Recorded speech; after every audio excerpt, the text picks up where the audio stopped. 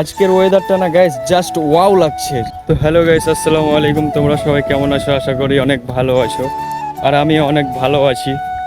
তো আজকে সকাল সকাল আবারও চলে আসলাম কাঁধে মেশিন করে।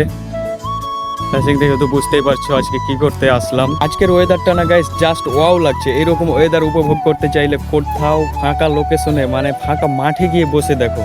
আজকের ওয়েদারটা জাস্ট ওয়াও লাগছে। না আছে রৌদ্র, না আছে বৃষ্টি। দেখো গাইস, শুধু একটু ফাঁকা লোকেশনে গিয়ে মাঠে গিয়ে বসে দেখো, তাহলেই তুমি প্রকৃতির শান্তি উপভোগ করতে পারবে। অ্যাকচুয়ালি বলতে গেলে প্রকৃতির যে শান্তি, সেটা তুমি আর কোথাও পাবে না। তুমি পুরো শহর ঘুরে দেখো, প্রকৃতির শান্তির কাছে সব কিছুই হার মেনে যাবে।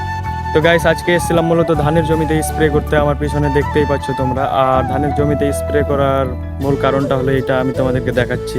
এই যে দেখতে পাচ্ছ ধানটা, এই যে শীষটা মরে গেছে। এই যে দেখো, মূলত এর ভিতরেই পোকাটা লুকিয়ে আছে। ওই পোকাতেই শীষটা কেটে দিচ্ছে, তাই শীষটা মরে গেছে। দেখো পুরো জমিতে প্রায় 30% শীষ পুরো কেটে দিয়েছে এরকমভাবে। মূলত এই কারণে স্প্রে করতে আসা। আর আজকের ব্লগটি এখান থেকেই ছিল। ব্লগটি ভালো লাগলে লাইক কমেন্ট শেয়ার করে দিবেন। দেখা হচ্ছে নেক্সট ব্লগে।